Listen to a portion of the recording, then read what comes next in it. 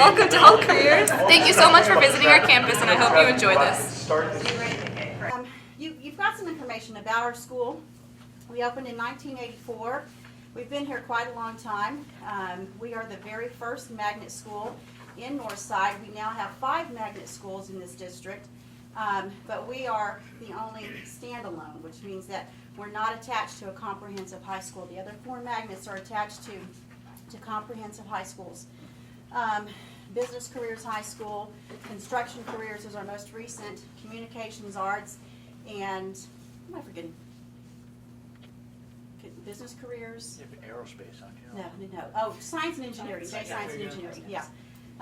And so we're the very first. The land that we are built on was donated by the San Antonio Medical Foundation, and so part of what they, part of the agreement with them is that when we built the school, that we would not only take students from our own school district, which is quite large as you know, but we would also take students from all over San Antonio.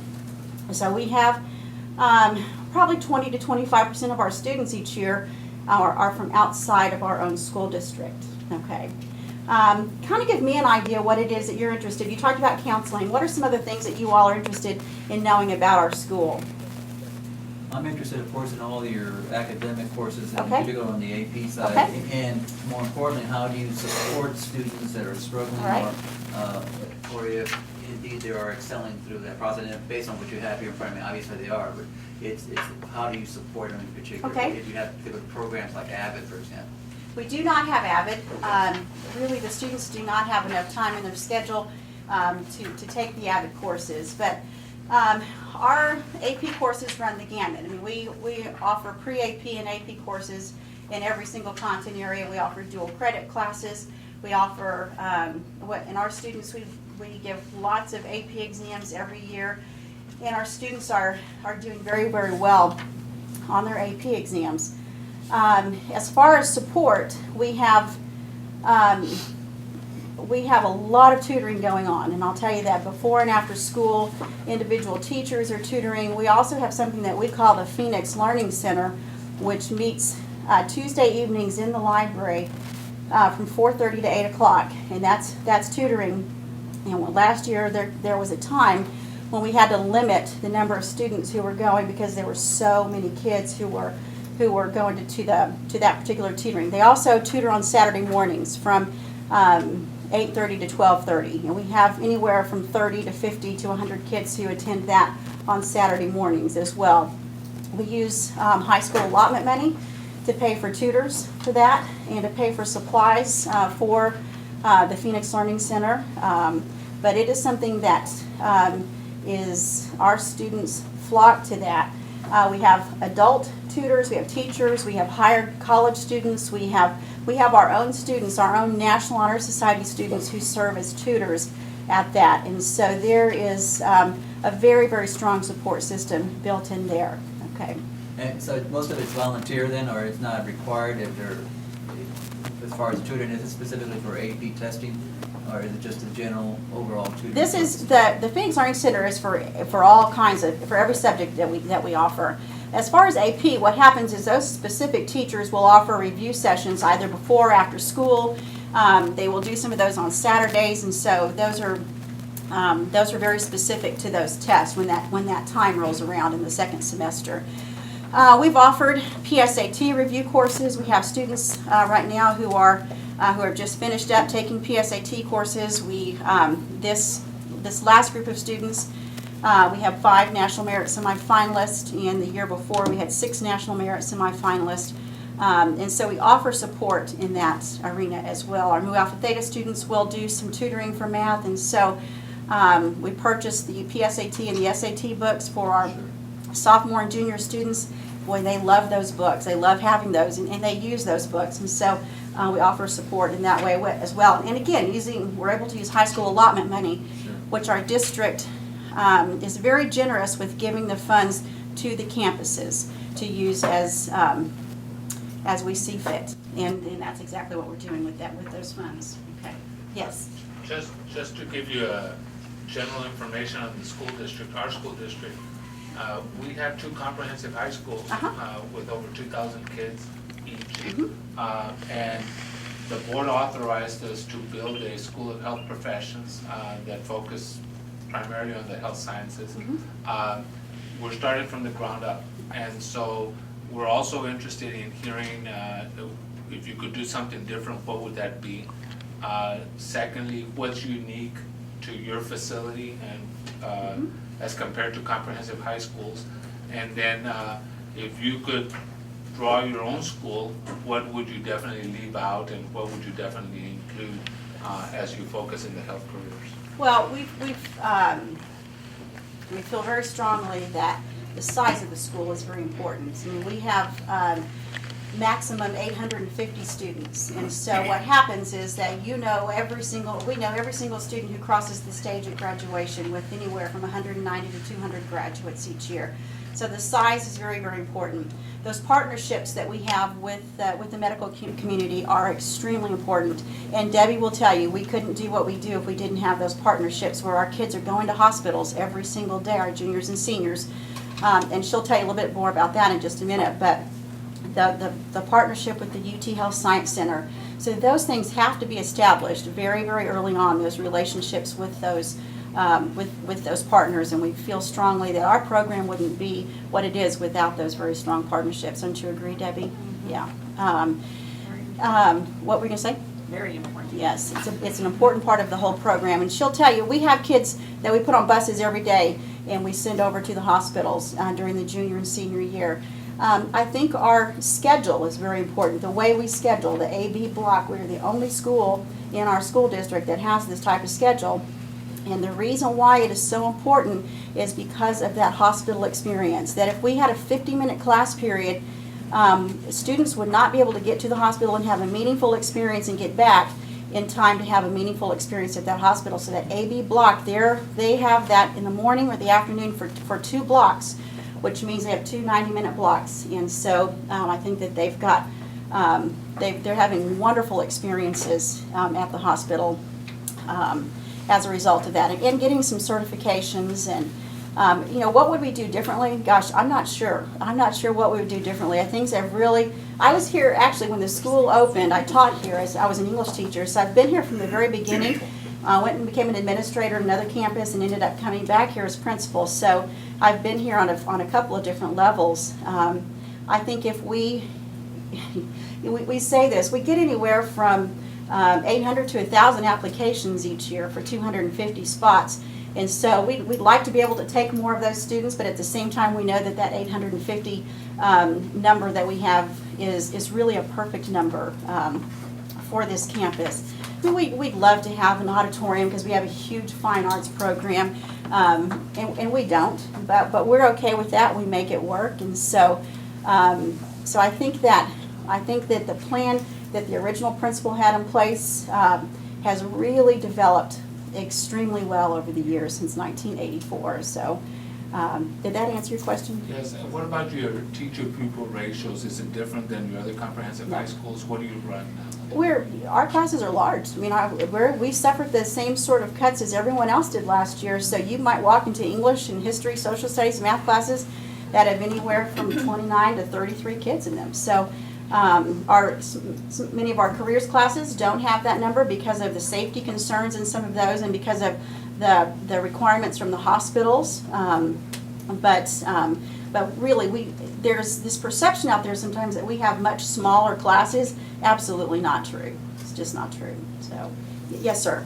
On your health classes, what would you consider the right size in terms of number of students? And then what do you have in those that you mentioned that are slightly less? 21. 21 is the average that we search to have as an average with all of our career tech classes, and we do hit that every year on average. As Ms. Hall was saying, there are some instances where the classes may be smaller than that because they're going to a hospital or maybe the hospital says we can't accept more than 16 or 18 students, in which case we do honor that request from the hospital. But when you look at an average across career tech, you're going to find the 21 is a good number. It may be a little higher in the business classes, and a little smaller in some of the capstone classes. Yes, When sir. your school first opened, what was the original design intent? A house 400, 500, 600, or was it designed to open with 800? Well, we didn't open with 800. We only had a first floor when it first opened. We actually opened in an office building down the street is where it really opened. And then this building was opened the second year, if I remember correctly, and we moved in November. There was just the bottom floor with the, but there was always, we always knew that it would be between 800 and 850 students would be the goal. First few years, you were at 400, 500? We had we added a class a year. We started with seniors, started with the freshmen, then we added a class The each intent year. was always 850. Intent was always Yes, that. yes. No, we didn't open up with 4 classes. We opened up with 1 class. How many staff do you have total? Total teachers, secretaries, custodials, about 65 to 70. Yeah. Online, you have on your dual enrollment that you all reference NVC. Do you know what that? Northwest Vista College. Northwest Vista College? Okay, Uh-huh, so that's- that's, y'all have the articulation agreements Yes, with with them? Northwest Vista. Mhm. And on your staffing certifications, is it any different than a comprehensive high school? Well, as far as for the careers department, yes, but for the other areas, not necessarily, unless of course they're teaching an AP course. But no, we hire comprehensive teachers. We hire teachers who are in the core academic areas. Is what I meant to say. Yeah. So for the careers, are they adjunct professors from a nearby college? No, they're here full time. They're medical professionals with teaching certificates. Mhm. On your classes, I noticed that y'all have extra courses that are required for the students in the medical Mhm. field, like the 9th graders have to take the medical Yes, terminology ma'am. and Yes. 10th and juniors and seniors. Do you know, like on your GPA, what's weighted, what's not weighted, or where could we, because I didn't find that online. GPA is weighted in pre-AP and AP courses. Learn all about the drugs, but they do a course of study on their own.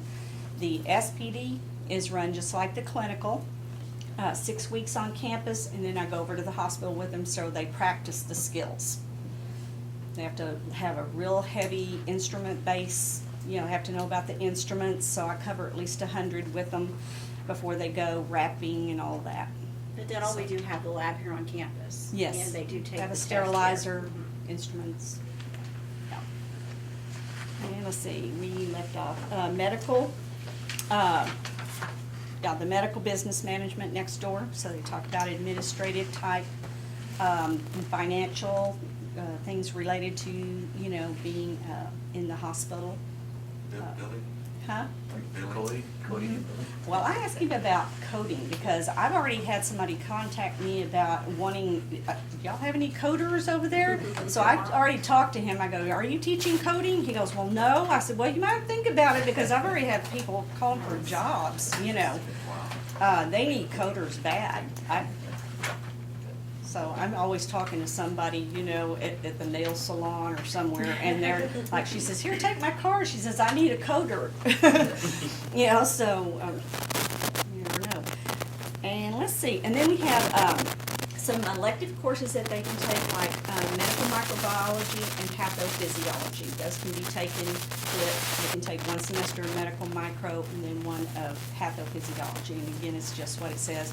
The medical micro, they're looking at organisms, plate cultures, pathogenic, non-pathogenic organisms. They seem to really like that. Pathophysiologist, taking the disease process, looking at the signs and symptoms of the disease and the conditions. So it's just extra, information that will help them a whole lot on the MCAT and in nursing school. I would have loved to have taken something like that, to prepare me for nursing school. Did I Question, tip? on that medical business and management side of it, is that aimed at, let's say, doctors, for example, starting up a business, or is that really more of a business, of an office manager running the office of a doctor, let's say? Probably more of an office manager, I would say. Okay. Not having a real big business background, I think that, they're strongly encouraging a lot of or pre-med students to take a business degree, just so they have that skill, because they have really limited skills on business when they get out in their own practice. Yeah. Any questions for Debbie about the sequence of courses? Anybody else have a question about that? Could you repeat the ninth grade? There was just two of them, I believe. Right, they take at the ninth grade it's set. They take 1 semester of medical terminology, which is the basics, and then the other side they take speech. Do you have to go into the dental area at all? No. Dental school? Not on, our dental students, yes, they do. In fact, we have a very strong relationship with the Health Science Center, and and I've gone on that field trip with them, that we are invited over to the dental school. The dean of the dental school and the admissions committee meets with our students. They give them lunch, tour of the dental school, and we look at all their labs, and they tell them what is expected of them when they apply to dental school. Just a quick question. In order for students to receive all of this instruction, obviously, high level instruction, what is provided for staff as far as professional development and just staying up to par with what students need? We're all required to do our own professional development. Like, we have 2 respiratory therapists, and they're going to in-service, continuing education next Friday, or this coming Friday. I do online studies, so does the dental teacher. She does a lot of online studies. We all have to keep our license up, so there's requirements in our field. A certain number of hours per year or 2 years. So I think all of us in the department have that. Thank you, Debbie. Before we bring the kids in, let me tell you a couple more things about our application process. We will, in January and February, visit every single middle school in our school district, and that's 18 middle schools that we have right now in our school district. We also go to some outside of the school district. There was a time when those schools they welcomed us into their buildings. Not so much anymore, because there are all kinds of magnet schools popping up across San Antonio, and so, but we do have a plan to visit every middle school in our school district. And so what happens is that the 5 magnet schools that we have all go on the same day, and the kids rotate through and we do presentations. We then accept applications, and those are due, I believe it's on there around February the 11th. And that's the time we start processing those applications. But the requirements are the same for any student applying to any magnet school in our school district. They have to have a C average. They have to have good discipline. They have to express an interest in whatever it is that they're applying to. So for us, they have to express an interest in the medical field and write a short essay. We look at standardized test scores, and we look at attendance. So we look at those 5 areas before, and so then at that point, after we look at those 5 areas, a student is either going to qualify or not qualify. And if they qualify, so say for example, we have 1,000 applications, we may have 800 of those students who qualify. We only have 250 spots, and so at that point it becomes a lottery. And so we have to conduct a lottery with those 800 students. And so I don't know if that's something that you're interested in talking about. That is sometimes what causes a little heartburn for some of our parents and some of our kids, because we may have a student who has a C average who gets in over a student who has an A average once you do the lottery. But it also is a way to make it fair for anyone interested. And so that is a huge process that we go through, very time-consuming process that we go through in the spring. We send letters out the day before spring break, before we leave for spring break. And if you're going to do that, I highly recommend the letters go out at spring break time, so those who don't get in have a little chance to settle down before they pick up the phone and call. And so when we come back, we do orientation. We have camp in the summer. Okay, so introduce yourselves one at a time and tell them what grade you're in, and why don't you mention where you're applying to college while we're doing that. Okay, my name is Nahal Sadi, and I'm currently a senior, and I'm planning to apply to the UTD pre-med program. And I am Pavla Bambikova. I am a senior, and I am applying to UT Austin, to the School of Natural Science. I'm Saba. I'm a senior also. I'm planning on studying neuroscience at UT Dallas as well. And I'm Nikita Natera. I'm a senior, and I'm planning on applying to Boston University, their College of Sciences. Hi, my name is Aaliyah Ali, and I'm a senior, and I'm planning to attend the Brown University for their 8-year medical program. I'm Valentina, and I'm a senior, and I'm planning on attending St. Edward's. I'm Sonny McConney. I'm a senior also, and I'm planning on attending the University of Notre Dame. And Sunny is how you have it, because look at Sunny and all the girls. But really, we do have more girls than we have more females than we do males here. So, and Sunny will be able to talk to you a little bit about that, right? Isn't that right, Sunny? That's a real plus for you. Okay, Noel, talk to me a little bit about how you feel Health Careers has prepared you for college.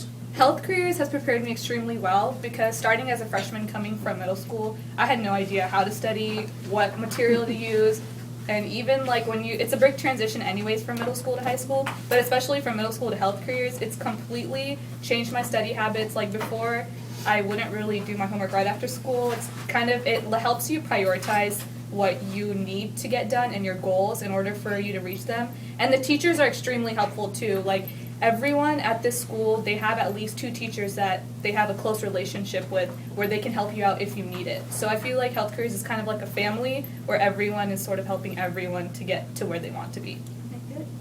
A couple of you talk about your junior year rotation at the hospital. Talk about some of the things that you saw, and it can be more than 2 of you. Talk about some of the things that you saw that were very interesting in the hospitals. We're not looking at me. Okay, you go. Okay, I was in Wissensmeister clinical class, and I went to 5 rotations at the hospital. My first one was surgical trauma intensive care unit, and that was probably one of my favorite ones together with anesthesia and surgery. I really enjoyed it. And it was amazing, just being there, being exposed to a hospital setting, to getting to see how the physicians work, how the nurses work with the physicians, how to treat the patients, and then writing those clinical reports was really helpful, even though it took a lot of work. But I don't have to say no, it was really helpful because we actually had to go in the library and find our sources and do the research and apply our clinical experience to the reports and then show what we learned and what we did. And without doing that, I don't think we would have been able to really appreciate how much we learned from clinical. Pediatrics, it was really fun. I like to see smiles on all the kids' faces, and when you help them out with just little simple tasks, like their face just brightens up, and I really enjoyed seeing that, and it brightened up my day. And having it in the morning, it pretty much made my day. And then surgery was really awesome because I got to see a lot of heart surgeries, and I really like the heart and all its vascular stuff. And it's really I think that's that's one of the coolest surgeries to see because the thing that's keeping you alive, you're just seeing it right there, open in front of you. And I used to be really scared of blood, but when I got to clinical and stuff, when you really see it on a daily basis, you get used to it, and you really see how all your classes like anatomy and physiology plays into actually seeing the heart, and it's really, really awesome. This year I'm an SPD, and that's our first sterilized processing unit. So by the end of this year, we're going to be taking a test, and hopefully we can get certified to work as an SPD tech. So what we're doing right now is we're rotating around the hospital as well, and so we're in a lot of, right now I'm in prep, so we prep a lot of the sterile instruments for surgery, and then we have decontam, we have surgery as well. We have endoscopy, dental, and we get to rotate all around as well. It's really fun. I was also in this semester's clinical class. And so I actually had no idea what kind of doctor I wanted to be before I started clinical. And then after going through 5 rotations, I started off with radiology because I was like, oh, I might be a radiologist. And then moved on to pharmacy and stuff like that. And then it wasn't until my last unit, which was orthopedics, that I realized I wanted to be an orthopedic surgeon. And so I'm not gonna lie, I used to be really scared of surgery. She was actually scared to put me in. I told her, I said, I can't put you in there. You're scared. And I told her, I was like, I promise I won't faint. And so, during the first surgery that I saw, it was total knee replacement. And it was probably the coolest thing I've ever seen because I was in there with all the surgeons and I was interacting with the surgeon. He was telling me oh, I'm gonna go do this and I'm gonna because he took a saw and just went at the patient's knee. And I was like, can you do that? And so it was the first time I saw something like that, and it was really cool because I was like, oh, I might like this. And then I got to interact with a lot of surgeons and then talk to them about what school they went to, what kind of like courses they took, and then like what their interests were to become a surgeon. And we learned a lot too. We got CPR certified, and then we got to, I remember I was in telemetry and I got to learn how to use the vital signs as well. That was also really neat too. Something I'll remember forever. So have all of you been here all 4 years? Yes.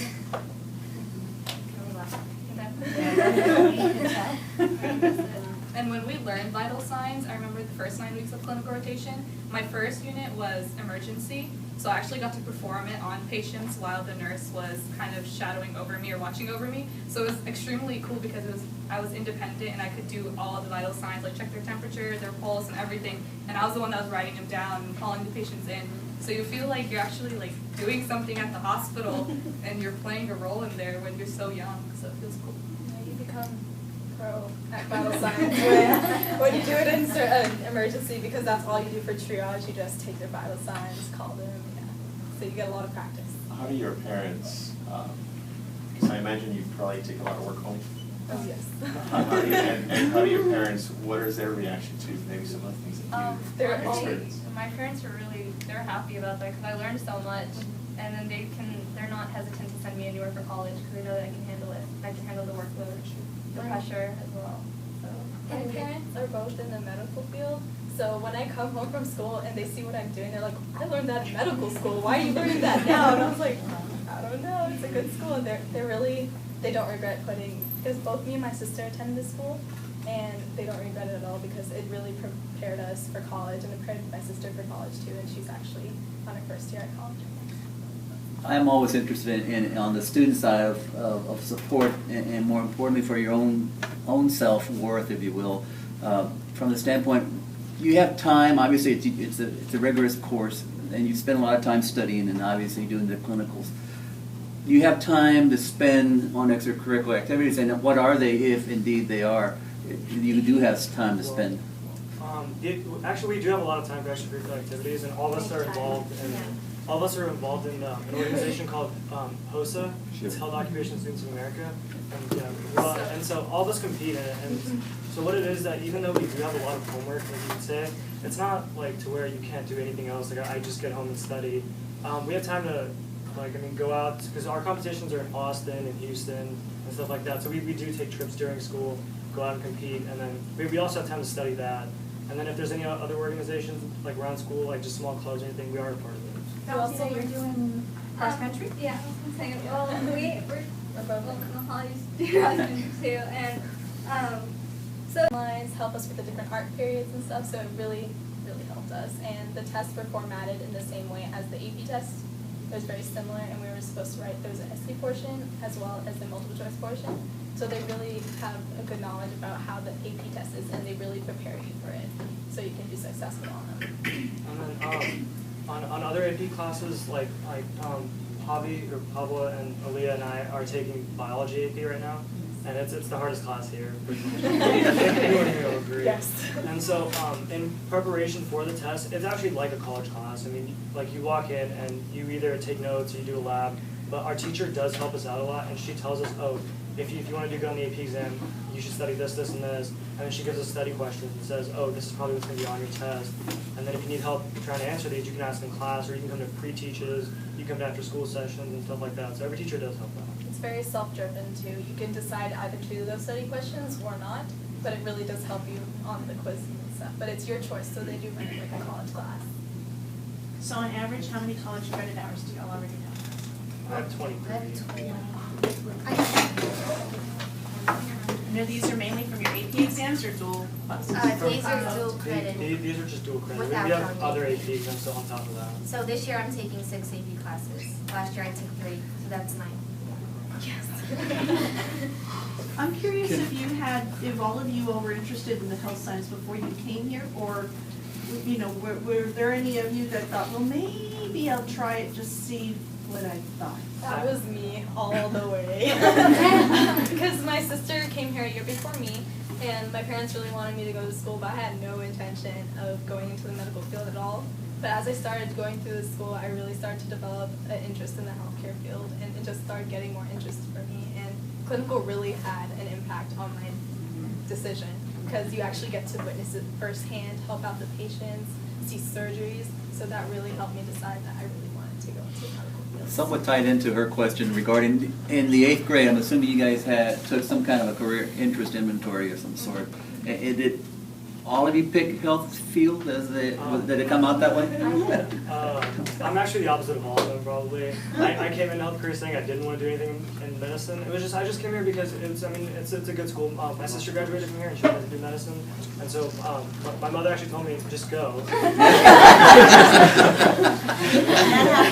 That's usually what happens. And so I started off not wanting to do anything in medicine.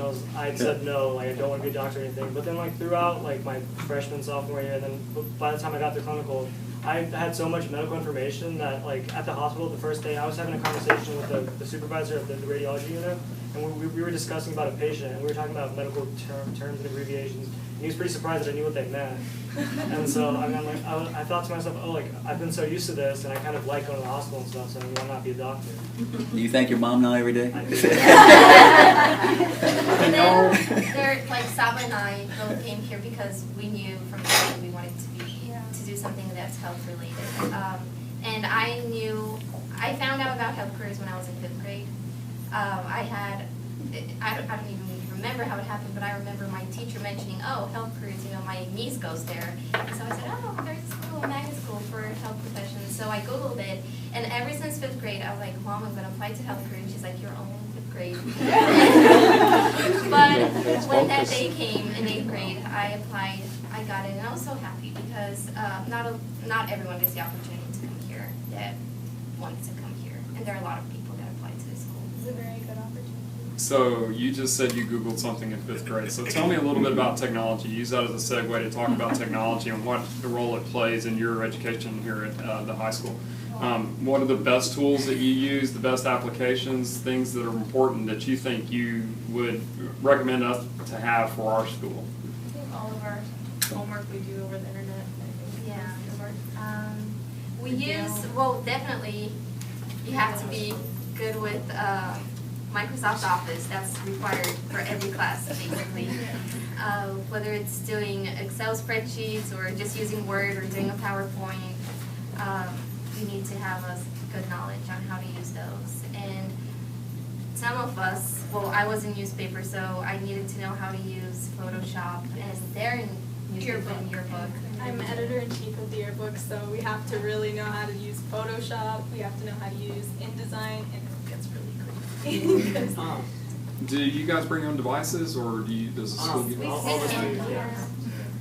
Also for pharmacology, we use the Pass Assured, so that's how we get certified to be, like, at the end of the year, we're going to take a test to become certified as a pharmacy tech.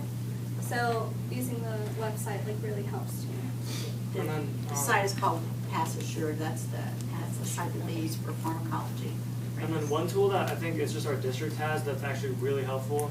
It's S-Files. I don't know if it's told you about that. Yes. All of us use S-Files every day. S-Files? So you Online can storage. transfer your Whatever your files files to your It's everything that you S-Files. save on your computer at school, you can access it at home and vice versa. And so that's actually really helpful. It's As long as you have an account, which the district creates for you. And then a lot of S standing for student files. And then a lot of us do bring in our laptops and everything to take notes, and it just makes it easier. A lot of people have their iPads and stuff that they bring in to also take notes. And as they were saying, S-Files, if you need something. The teachers also store their PowerPoints and everything about a lecture or whatever they have on their S-Files as well. So we have access to it when we get home. So if we wanted to ask a question on a specific slide, that slideshow is on the S-Files, so we can just access it and be like, oh, okay, that's what I needed. So if you just miss something, you can just go onto that and just copy. Like she was saying, so it's really helpful if you're absent from a class. And so if you miss the entire lecture, instead of going back after school or going and asking your teacher like, oh, I didn't know what we did in class, can you tell me? You can go on and check their agenda, and you can actually see what you're doing in class, and you can download the assignment right there. And if it's a PowerPoint, you can take notes right there. Or if you go over the notes yourself, you can ask your teacher one specific question or something like that. And also another good research tool that we have is when you go on the library section, there's this thing called Gale, and it helps you when you're trying to study for a test. It has like all these SAT practice questions, SAT time test, ACT questions, AP test. So before, if you want to prepare for anything, you can always go over there, and it's really helpful. Also, if we have, especially at our school, we have to do a lot of research papers, whether it's for English, science, like a science-based class or clinical or anything. So those research papers, it's like about 1,000 pages full of just articles that you can choose off of rather than like using Wikipedia or anything. So that really helps a lot. What was that from? G-A-L-E. What was it again? G-A-L-E. Because the teachers help, Wikipedia is like banned. They have to have Wikipedia on your board. Well, you can find everything on those. And it's educational, like you can, it's not necessarily like giving you the answer to your research, it's something you can just elaborate on, exactly.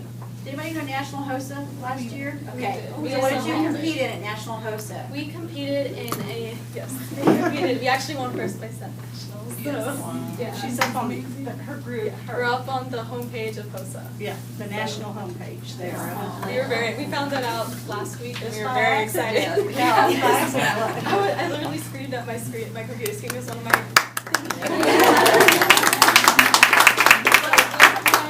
team, we do parliamentary procedure.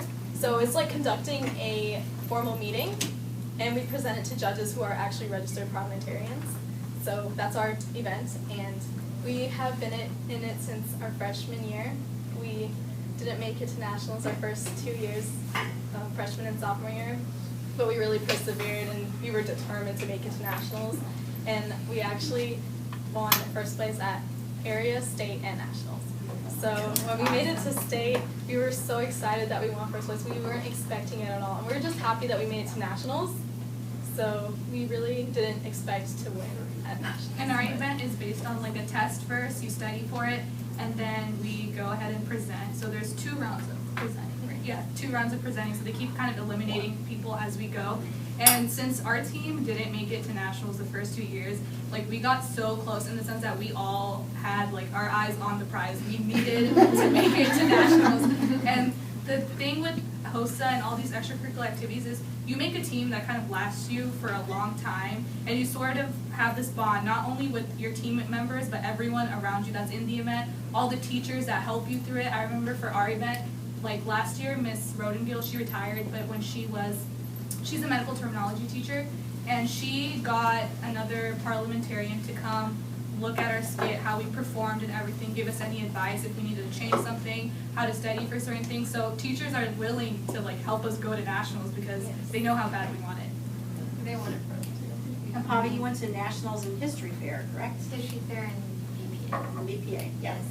History fair is not a club that we do at the school, but it is something that students can do if they want to do it. It's required for freshmen and sophomores that are taking honors or AP history, so that's why we have to do it. But I have been doing history fair since middle school, so I wanted to continue with it. And I went to nationals my sophomore year, and we ended up we got 7th place at nationals, which I was really happy because history fair is really competitive. And then Sunny and I are on the same team for BPA, Business Professionals of America, and we started with BPA our sophomore year, and we got 2nd place at nationals.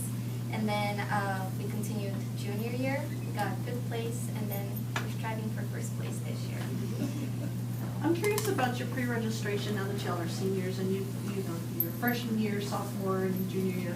How do y'all do pre-registration for your classes? Do you all do you sit with a counselor? Does a parent come in? Do y'all do it online? How do y'all do that? Well, our school is not really that big to have so many options. I mean, you are required to follow your 4x4, where you take 4 years of English, math, science, and social studies. So we take those classes, and then we're required to take a lab your junior year and your senior year, which counts as 2 periods. So that's Sabas and SPD, and that's what we did our junior year for clinical rotation. And then also every year we take, like freshman year we took medical terminology, sophomore year principles of health science, junior year the lab. Like those are all set in stone that you have to take. Yes, but you can also take other electives. That's where you have the opportunity to actually pick what you want to take. So my freshman year, I took journalism, then sophomore year, I took newspaper. Junior year, I took medical, microbiology, and pathophysiology.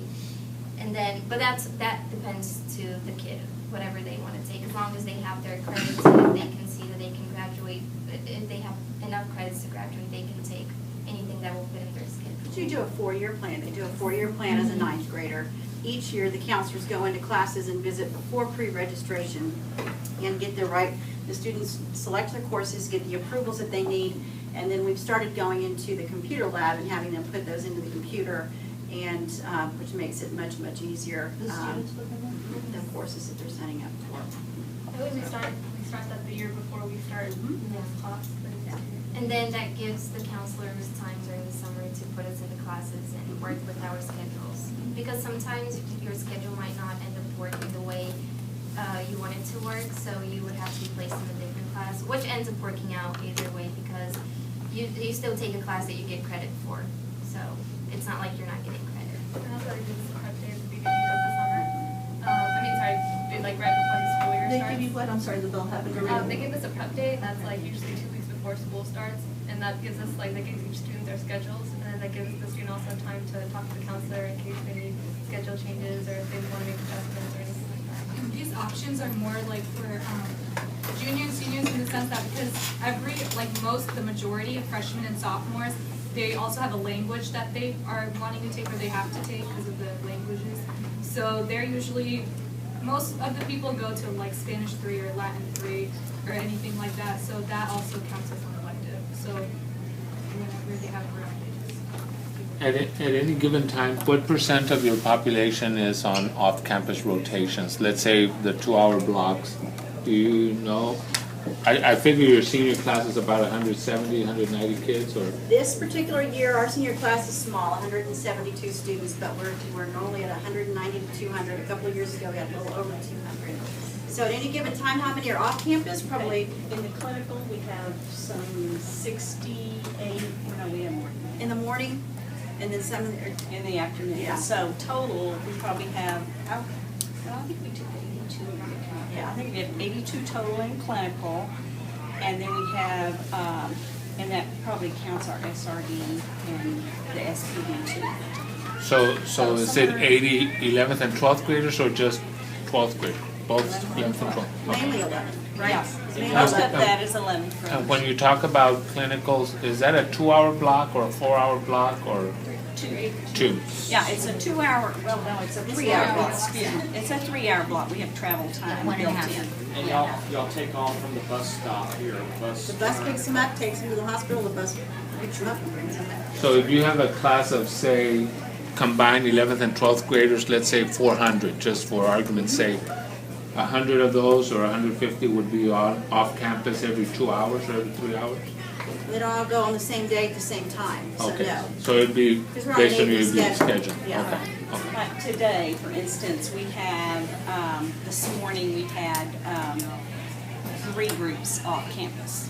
So roughly, let's see, almost 40 to 50 kids off campus this morning. And then tomorrow, there'll be a group in the morning, 2 groups in the morning, and then 1 in the afternoon. You know, so roughly the same amount. So we stagger them every other day.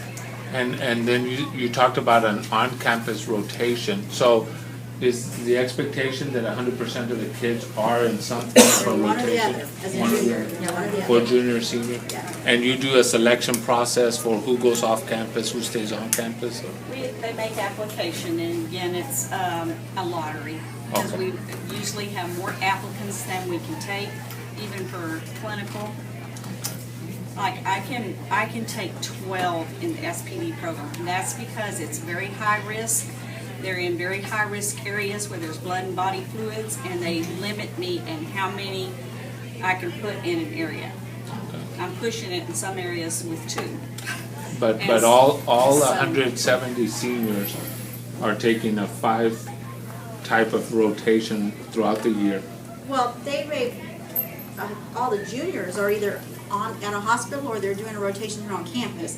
The seniors may be doing a certification course, they may be if they really love the dental portion of the rotation the junior year, they may be in an all-year dental lab, and so it's very different.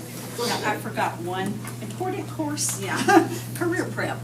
Oh, That's a 3-credit course that I teach, and it's the work program. Basically, I have 26 in there who have jobs out in the community. In the health doctor's science office, a vet office, a dental office. More advanced skills that we learn, plus their certification in those senior classes. So we learn how to take the X-ray. Is in dental assistant. So we do the certification, and the students become registered dental assistants. And then we have another certification called the EFDA, the Expanded Function Dental Assistant. And there are 3 in the state of Texas. So the one that we're offering through the dental school is the Expanded Function Dental Assistant on monitoring patients that are on microscopes. And then in Med-Surg, they're doing the Occupational Safety Health Administration certification. So our students in the Med-Surg dental class will graduate with 3 certifications. We're really excited about that. So we make mouth guards, we make specialty of and learning orthodontic skills. They do some in the labs. So this machine, the lemur, does orthodontic models. Okay. And this one does, the Tord and the handler do working casts. So if I'm going to make a mouth guard or a bleaching tray for my patient, I would use this machine to make my fabric, my working cast. So, and these machines run about $1,500. There's a good company that we work through, and they're also located in the Rio Grande Valley, Patterson Dental. Very good company. I love the company. Very professional. Just great. And that setup is part of the training. Right. Four-handed dentistry. We learn how to transfer instruments, how the dental health team is situated, how they work with the patient. And we're going to learn a little bit of this in the 9-week course that we have. So we do 9 weeks of all the labs, and then they do full rotations. And then senior year, some labs are 1 year and some labs are semesters. And so they do the on-campus lab, they use all the stations. Because they learn a little bit of everything. So I highly recommend that. When I was in the Rio Grande Valley, I was actually at Mid-Highs where I started. We used to do rotations, and they were wonderful. Because can you imagine getting out, going into your senior year and you have a little bit of everything? It's an exposure to quality. An advisory board that wanted to start a dental lab tech program. So we do some skills that are dental lab tech. So in the dental science program, it's like a little overview of the different areas, which we're able to go into a little bit of dental lab tech. But when you go into it a little more, it gets to be kind of expansive. So we're really kind of concentrating more on the dental systems there. Sterilizers are autoclave and our learning is all about the teachers and the students, not necessarily the building or the structure. That's one of my takeaways. Sandra? He just took my takeaway, but that is really one of the most important pieces that the students talked about today, that the teachers made the difference. I believe one of the other things that one of the students told us was that having the equipment was key and crucial, that even if we had a building, but that we didn't have the equipment to be able to practice on, that getting them to that next level, to the doctors or to the hospital, that they would be lost. So I think the teachers are an important piece, as well as the equipment in the building. Okay, in the areas of curriculum and instruction, one of the big takeaways that I had was that curriculum does not have to be sacrificed. It all has to do with the presentation between the teachers and the students, and all students can be successful. The structure of that particular school really is based on partnership with the hospitals and the rotations that students do. It's the practical piece of students having hands-on shadowing other doctors and actually with respect to actually seeing the hands-on material or curriculum in this particular case that's taking place. So 2 takeaways that I would like to make sure we remember from today's site visit here in San Antonio. One of them would be the technology. Though technology was very important, I got the very distinct feeling that technology was very definitely used as a tool. It was not a focus of any of the classrooms. It was very definitely used. The students relied on it. The teachers relied on it. But the learning happened based on the interaction between the teachers and the students and the content material. And so the technology was something that was there, but it wasn't focused on, wasn't technology for technology's sake alone.